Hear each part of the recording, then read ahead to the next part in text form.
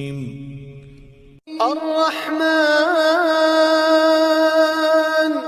علم القرآن خلق الإنسان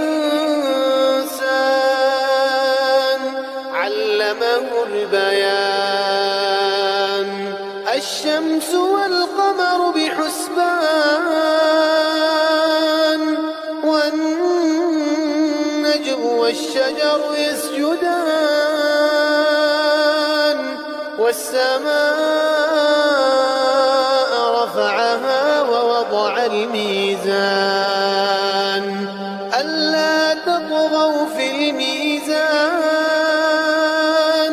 وأقيموا الوزن بالقسط ولا تخسروا